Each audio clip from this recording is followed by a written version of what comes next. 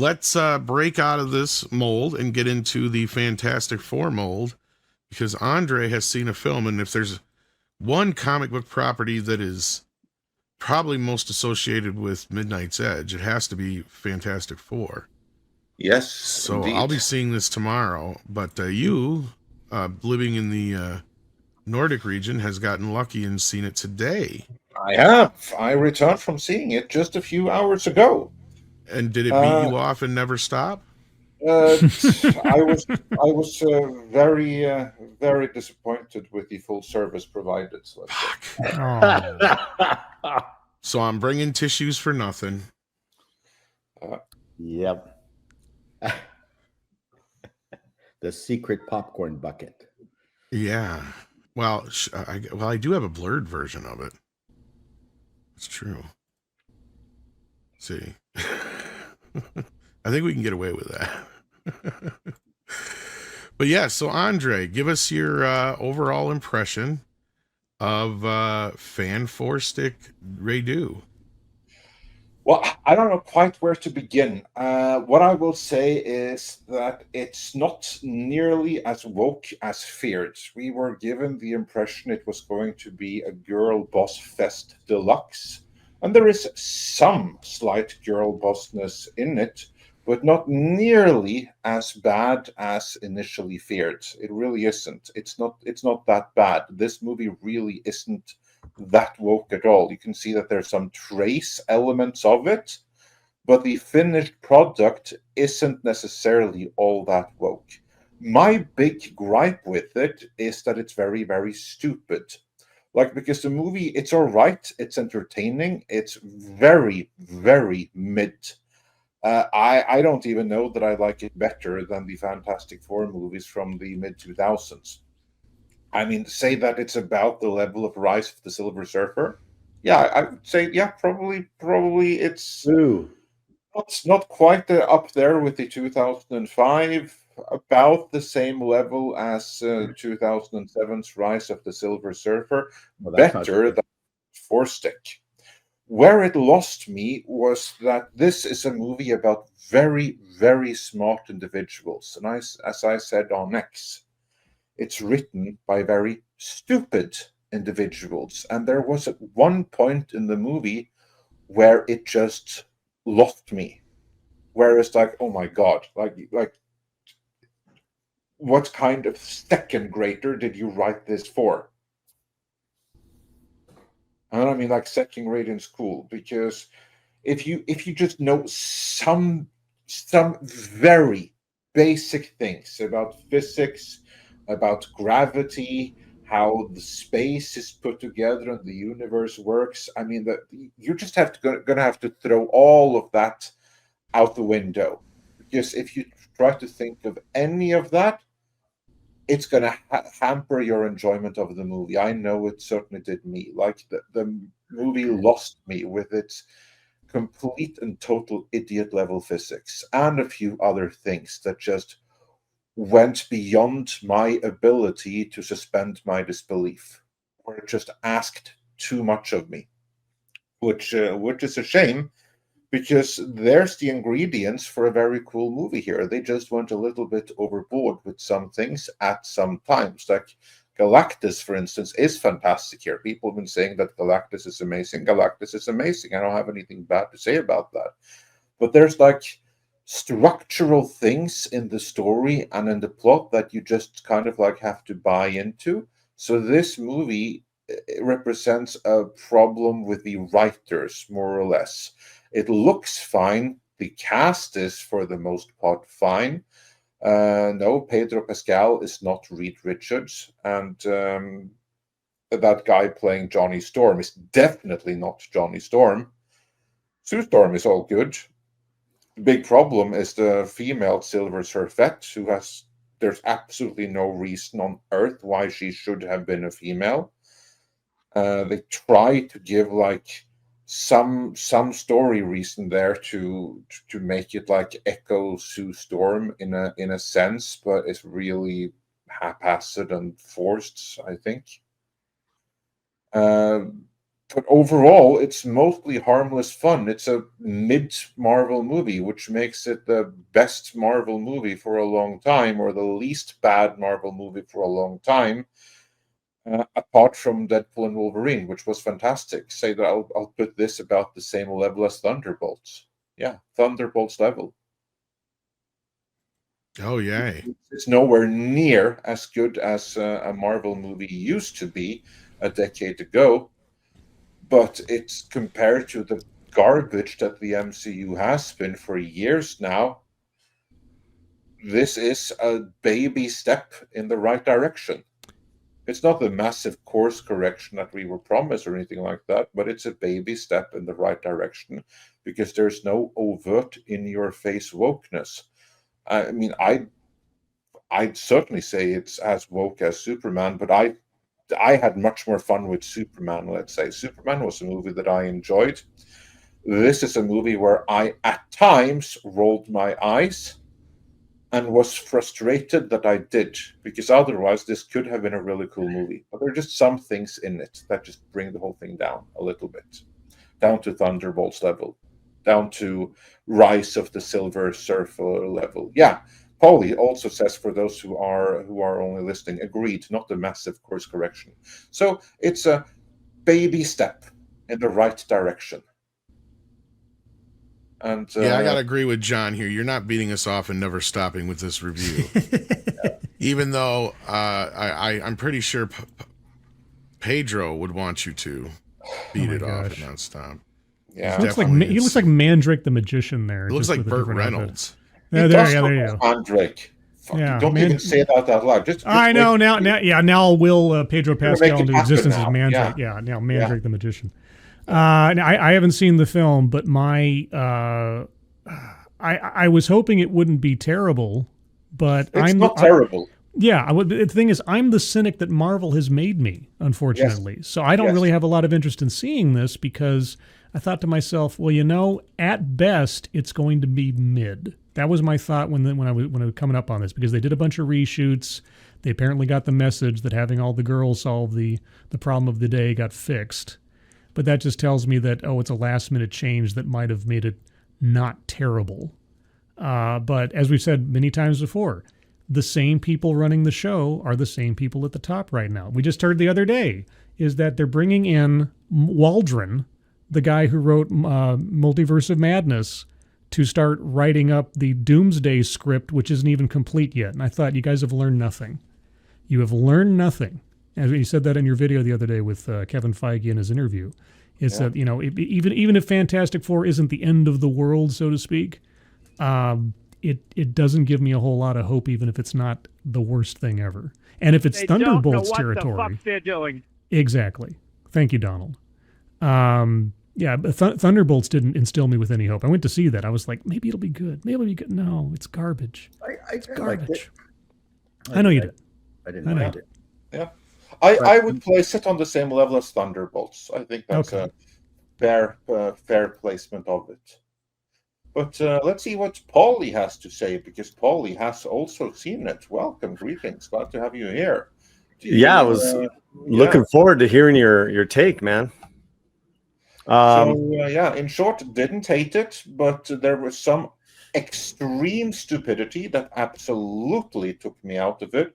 I had much more fun with Superman because I didn't have anything that really took me out of it like this did.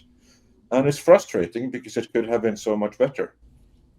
I totally agree. At the end of this movie, like the end of their success, without spoiling it, I was like, oh, okay. Yeah, all right, that's cool. Let's wrap it up. I kind of found myself feeling that throughout the film, and it's weird because I didn't hate it, right? No, I didn't hate it. No, right. Far from it.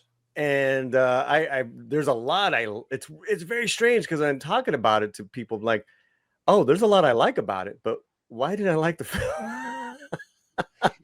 I will say though that it's a movie that I don't think I'll ever rewatch.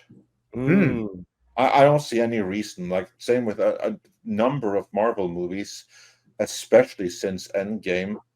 I saw once, and I feel no need to ever go back and rewatch them. And I think that this is going to be one of those where seen it, really not much else to get out of it. There's nothing more really to discover upon later viewings. I do not anticipate that my verdict of the movie is going to change. It's not something that made me think about it, reflect anything.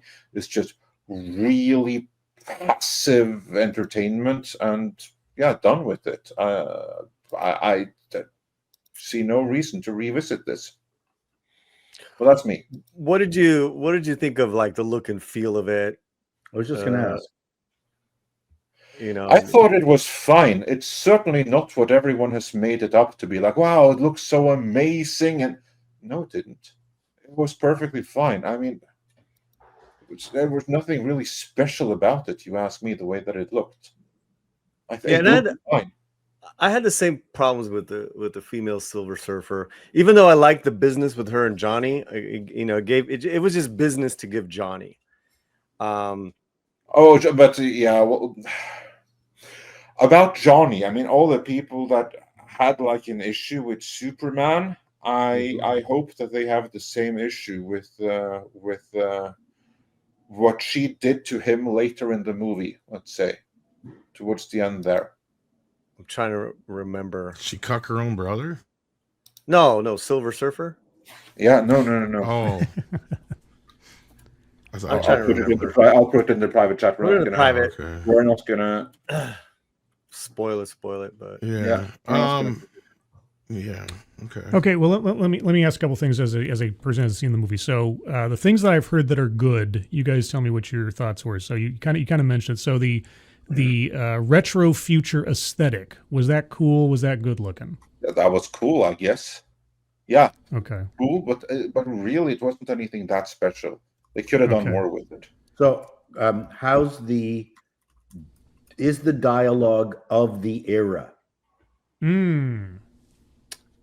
Yeah, I mean, I got that, and I got that it was also there wasn't any modern MCU sense of humor in it. Like this was they took themselves seriously. They weren't making fun of each other, making fun of each other's abilities. I mean, which it's funny because it's like you're just so relieved that it doesn't do that bullshit. You think it's the greatest thing ever. But then you got to stop and remember, and I think I brought this up to you the other night, Paulie. Mm-hmm. This is one of the few properties from Marvel that you kind of expect a little bit of humor, because the Fantastic Four always has been kind of light. Well, always like family ribbing was always kind of it always had that Saturday morning cartoon element to it. And I mean, like, I just watched the Corman one last night. There you go. And it has that, both sides of it has kind of the goofiness to it plus the serious side. And these guys tried their damnedest to make this movie. Well, and I just wonder if this has the same kind of heart in it. I think the four were really good with each other. And I think they had enough humor, but it wasn't like, like the Avengers humor, if that makes sense, where, like they're fighting and like, oh, that's nasty. Like they're trying to be funny. Johnny and Grimm always had the Marvel humor thing between them. Yes. They had that. I mean, I read the comics. They do, and they do have that here. Paul, I have the question. What did you think about the actor playing Johnny and his performance? Like, I didn't know Paulie. Paulie. Yeah. It grew on me. Like it wasn't like terrible. A fungus. No. Man, oh, okay. Come on, we're really serious here. We're serious people talking about serious things. Oh, sorry. No, it grew on me. It wasn't the worst. I don't know. I think he's a good actor. He's done a lot of things that I like. Warfare. I don't know. I guess you didn't like it, Andre? No, I thought that it was a little bit distracting because, how do I put it? When you look at that guy and the actor, I have nothing against him, but my point the whole time is when you look at him in pictures, in interviews and everything, he looks so incredibly depressed. Oh, I see what you're saying. It's written into his face. It's on his face. And it's on his face. Right. It's in his wrinkles and everything. And I mean, in the series, you can tell if a person is like happy or depressed or whatever with the way that their wrinkles form. And the same with someone is focused. All of this is in the face, and as people get older, you can tell on the way that the wrinkles form what kind of a mental state that they are in. This person right here, I don't know him, but I can tell that this is a guy that must have some kind of demons or something, because he has depression written all over his face. And I have no problems with his acting. His acting is really, really well. But to me, there is a disconnect between the way that he acts and the depression that is carved into his face. To me, there's some level of uncanny valley there, because I am unable to not see the depression carved into his face while it's supposed to be like this happy-go-lucky guy. So he acted it perfectly fine. It just, in my book, he was wrong for the role, because I can't unsee the depression carved into his face. And to me, that was distracting. And yeah. I can't say I feel as strongly as you do about it. No, that may be me. That may be me, because I'm attuned to those things. He's got a sourpuss face. Yes, that's what I mean. Right. So and then I'm thinking about it. Well, I liked him in Warfare. Well, that was a serious role, sourpuss.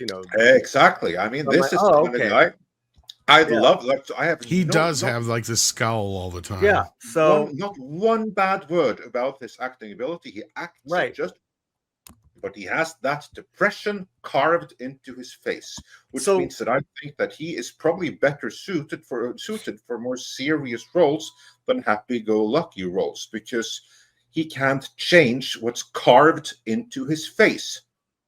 Now, okay, all right. Let's just say you're right. I will say this, right?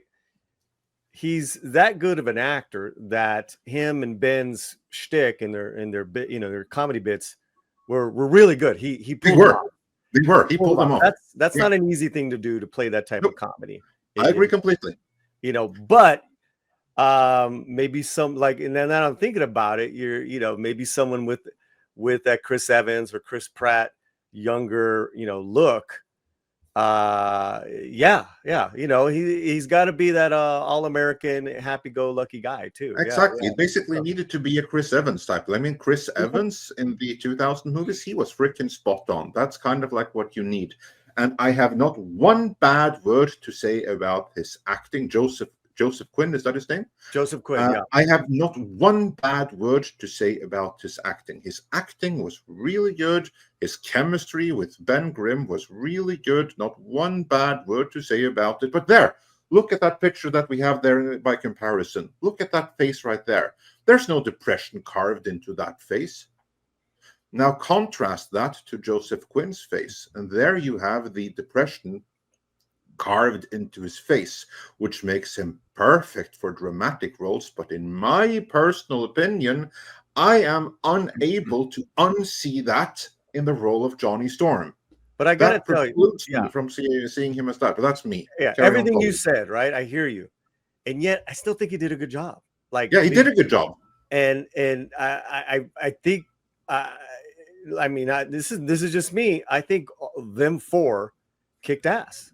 Yeah. And like, they weren't my problems with the film. My problems with the film were Galactus, his purpose after they introduce him, and the Silver Surfer. And so that kind of just ruined the adventure for me. I'm so excited to watch this tomorrow now. You going tomorrow, man? Yep. Yeah, me too. Yeah. To me, what ruined it more than anything was that they treat the audience like idiots, because you'd have to be you have to switch off your brain. You have to ignore everything you know about physics to enjoy. Well, see, you're the first person I'm hearing this from. So that's really what I took away from it. I'm really curious what you mean by that, because listen, I'm not like, oh my God, it's not the greatest thing ever. But like, well, to me, the visuals and and them taking off and following all that stuff was a lot of fun. Yeah, it was all what do good. you? I guess maybe I'm one of the dumb people that made it for.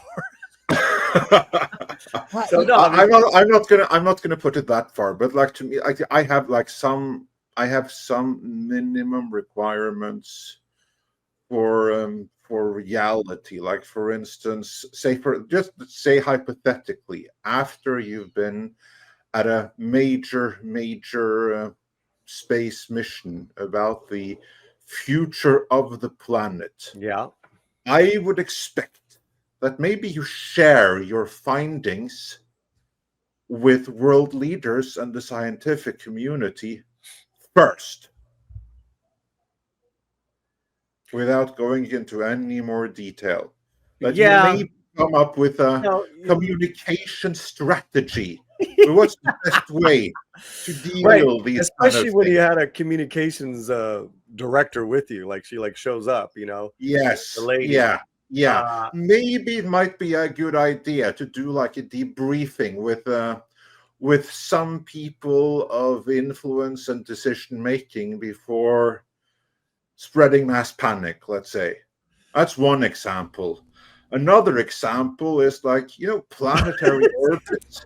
They take millions and millions and millions of years to form. It's a very delicate balance. You don't just muck up with the balance of a solar system like that. There's going to be some effects of that maybe needs addressing. I don't think there was a NASA in the Earth 86. Is it 828? I think it was 828. Oh, is that what they called it? Yeah. But we know that there are governments. There's people that for sure that because Sue is goes to the United Nations, but yeah. I mean, you're not wrong. Oh, 828. That's Jack Kirby's birthday. I knew it. As soon as you said, I was like, that's Jack Kirby's birthday, isn't it? The Fantastic Four of the era was not too dissimilar from the day the Earth stood still. Kind of military tanks, guys in green helmets. Yeah.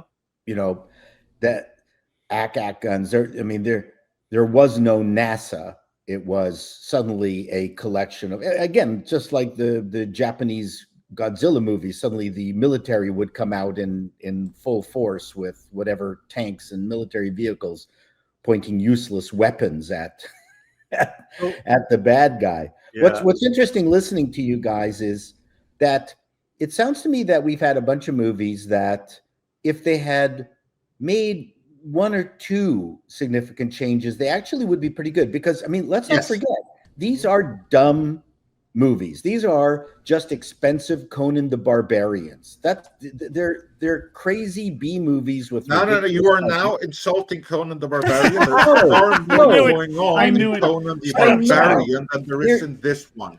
If you say the 2011 remake, fine, then we can discuss.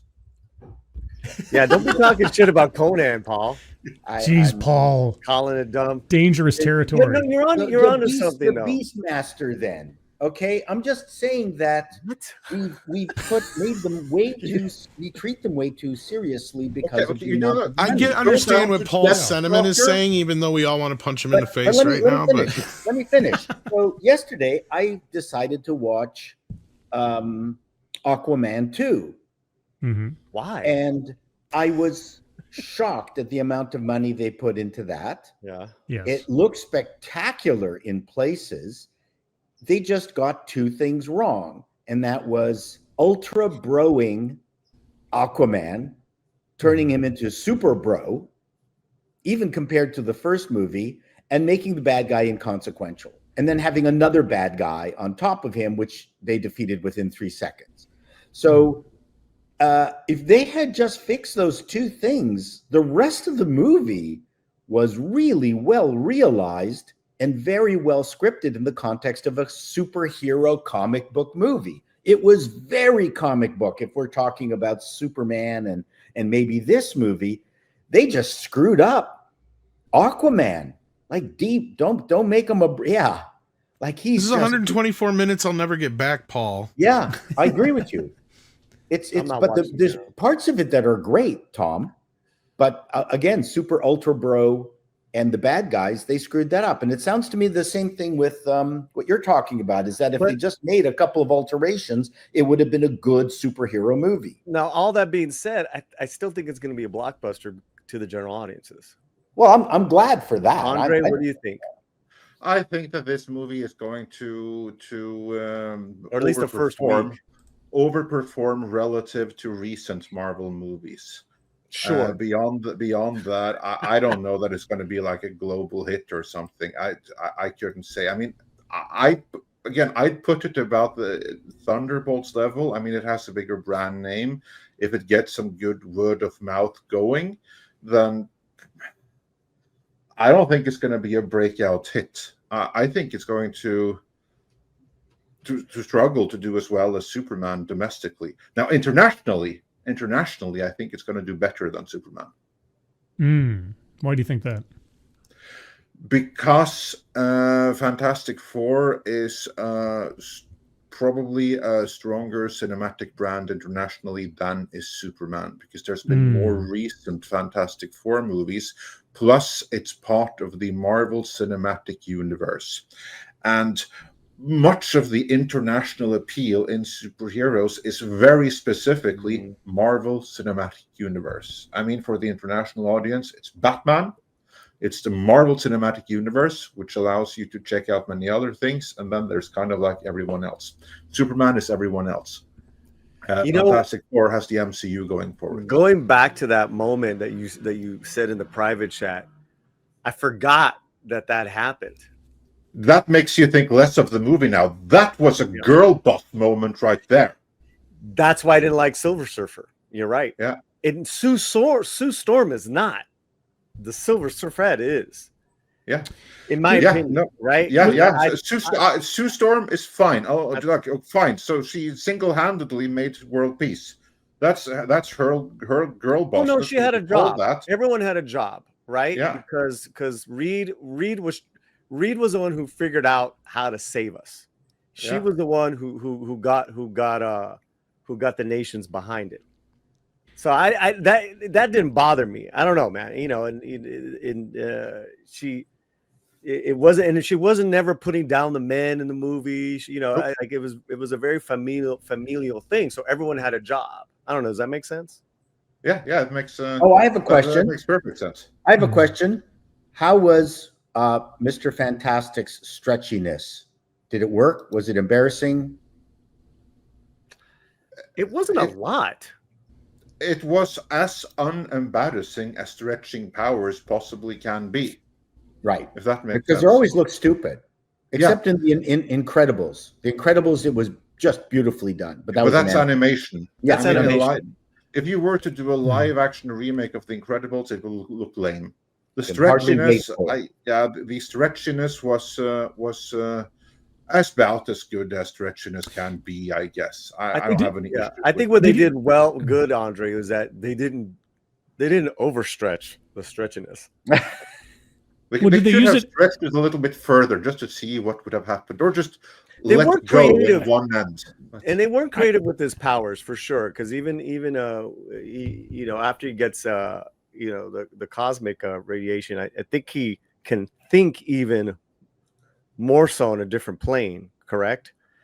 Because he was already the world's smartest man, and then afterwards, doesn't he also become just more of a brilliant thinker? that was part of the deeper lore, that his brain then also becomes elastic in its ability to fold and cognition and everything else. I had a question. Did the stretchiness do anything? Now, I've only seen the trailers.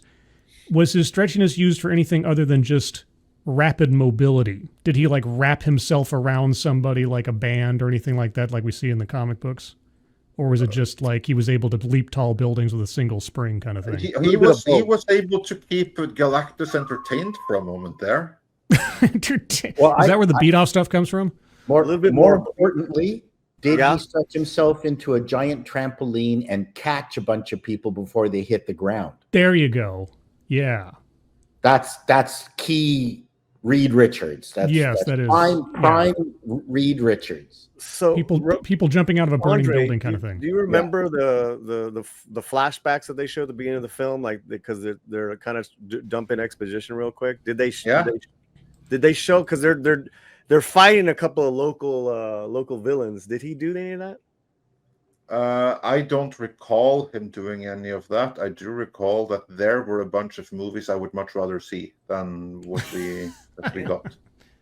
Kind of like the opening in Thor, the Thor: Love and Thunder, where you have like the opening sequence where you see like, oh, Thor went on many adventures with Guardians of the Galaxy. I was like, I'd much rather see those than the movie we're about to get. I'll tell you, I haven't seen many worse openings than Aquaman 2. I almost stopped watching. I've forgotten what it was right now, honestly. It's terrible. That was another movie I also had no reason to ever rewatch. The worst opening. So yeah, because the movie begins with the kind of Ed Sullivan type of host recapping. Right here. Yeah, recap. Well, he didn't even do that, but they do recap how Fantastic Four came to be really quickly.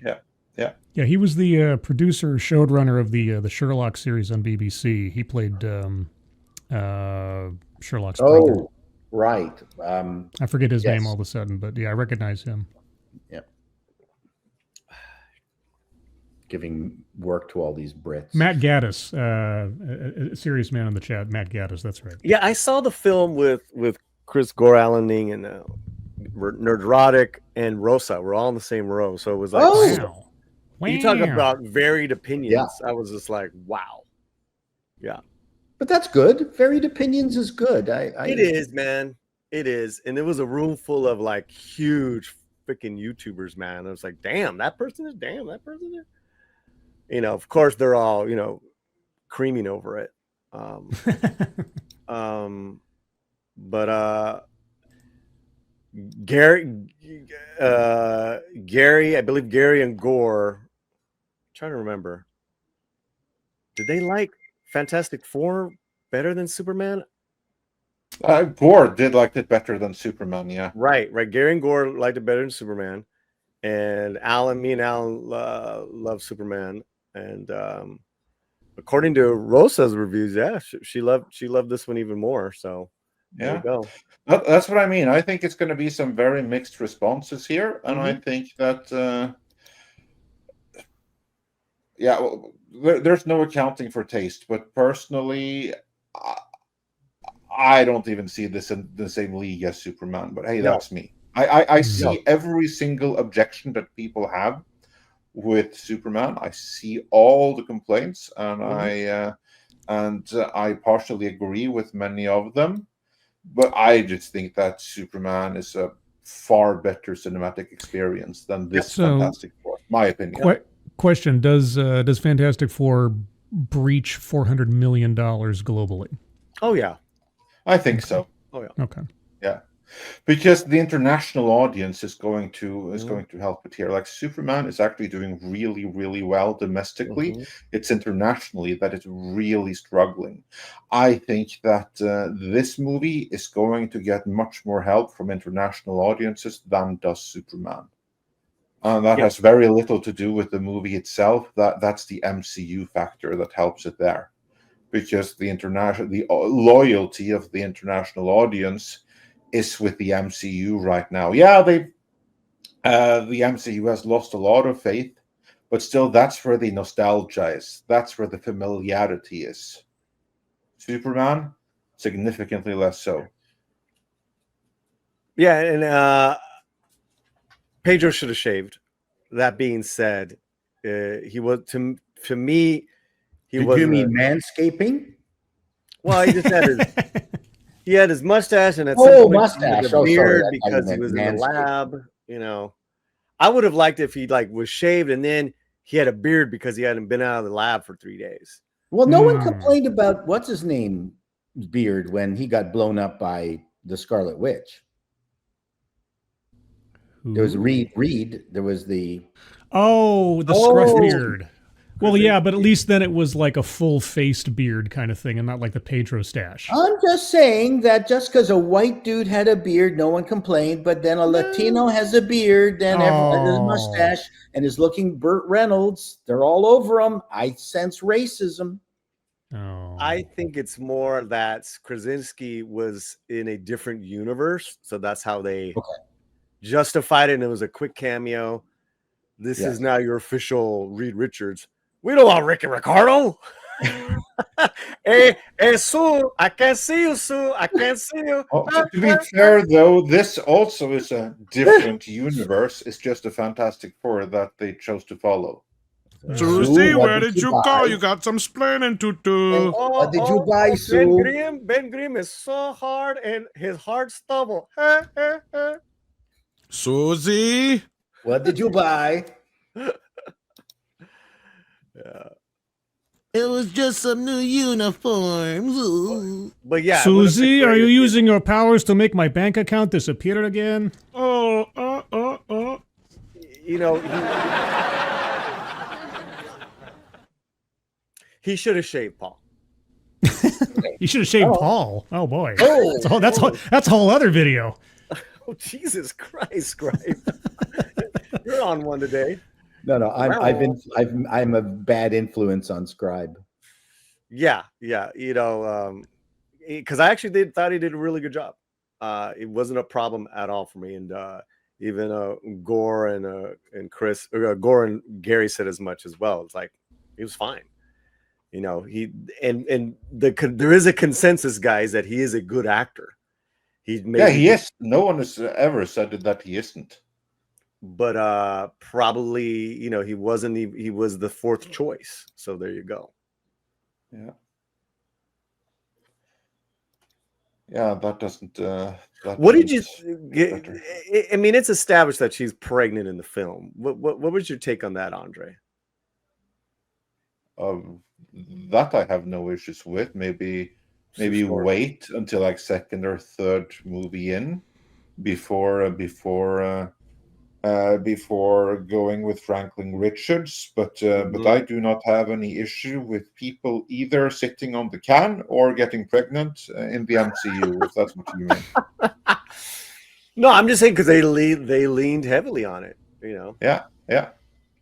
And one of the things I was worried about, well, I mean, not worried about, but I was curious, is that this movie, from everything that we knew ahead of time, seemed to me like a speed run movie. Like you say, we have the characters have been established for several years. We get some kind of montage of backstory.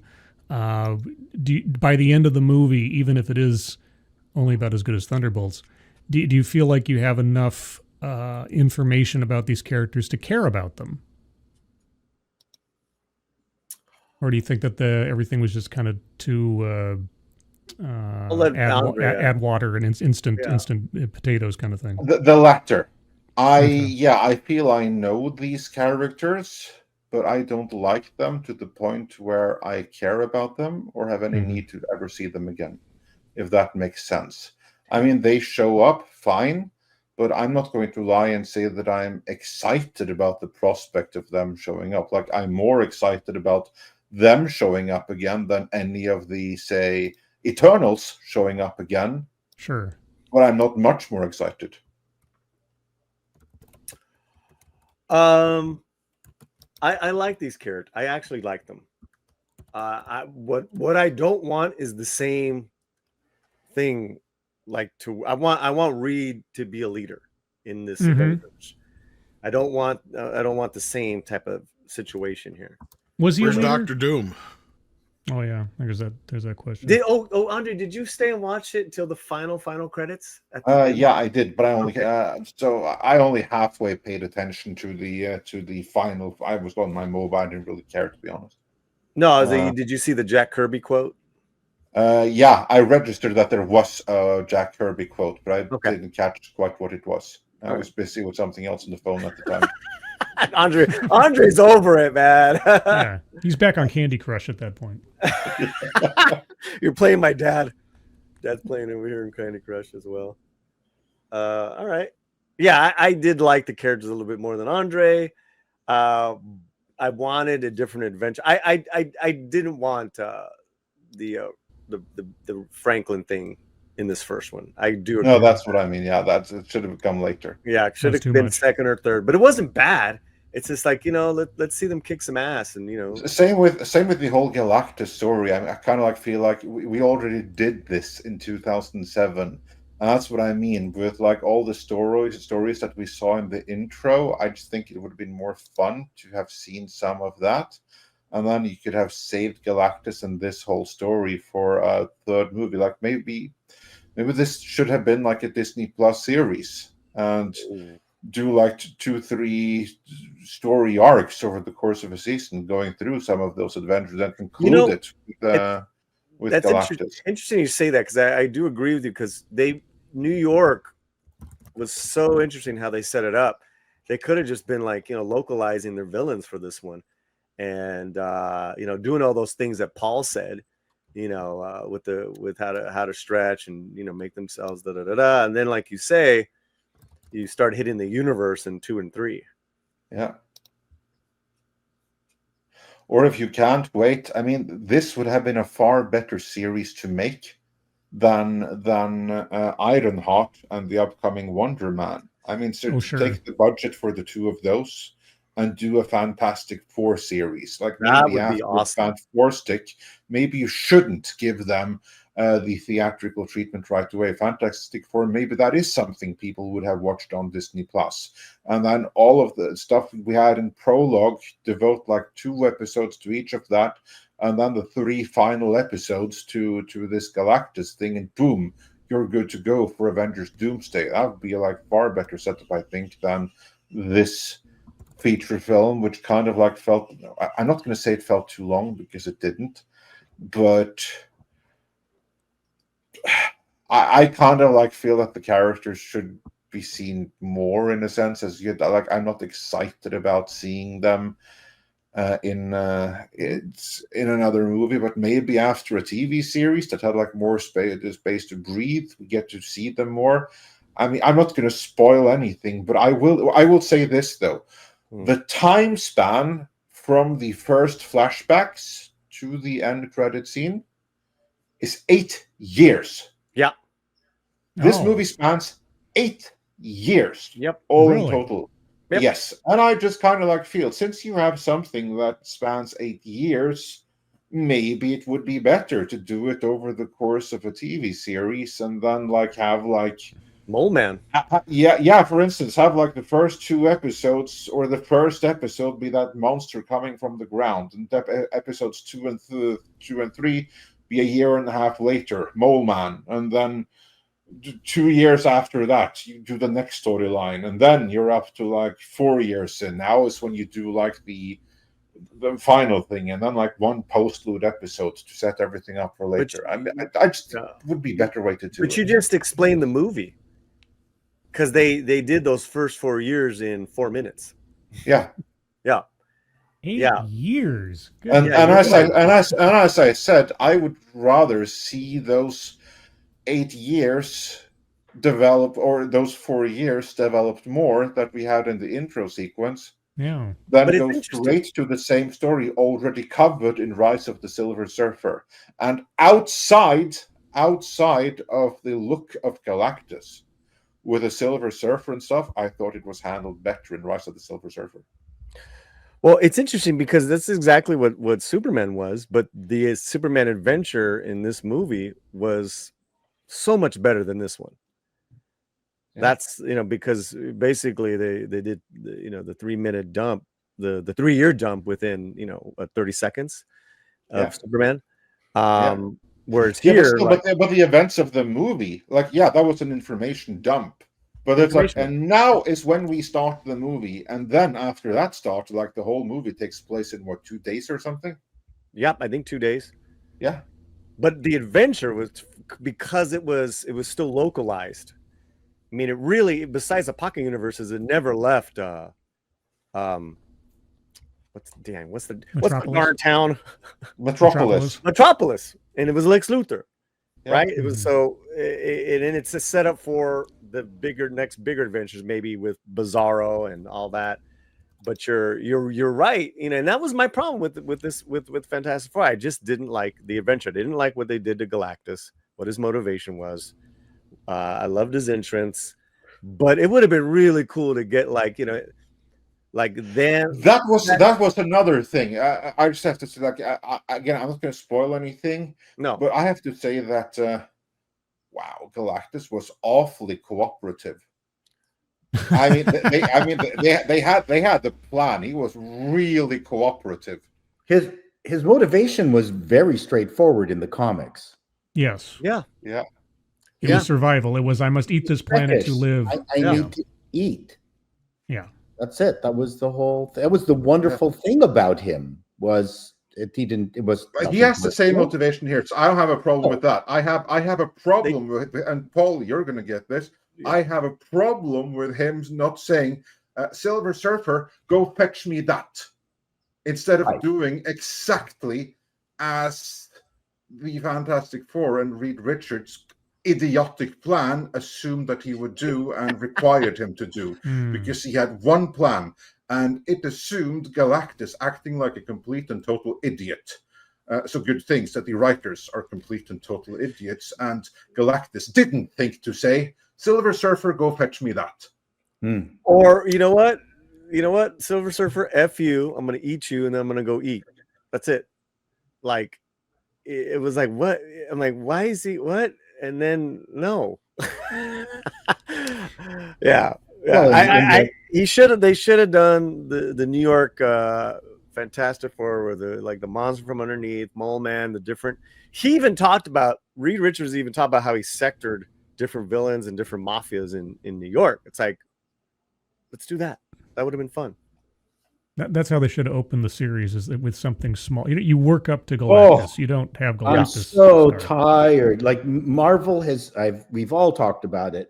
They've shot themselves in the foot that every movie has to be a galactic universe ending thing. And like, work your way up to that, for God's sakes. Small stakes. You start off with small stakes. Yeah. This clip was taken from Midnight's Edge in the Morning, which streams live every Monday, Wednesday and Friday at 9 a.m. Pacific Time on the Midnight's Edge main channel.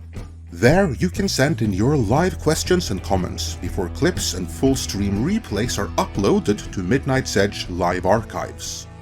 We are also on Twitter, Rumble, Odyssey and Facebook, so smash that like, help share, subscribe and join us.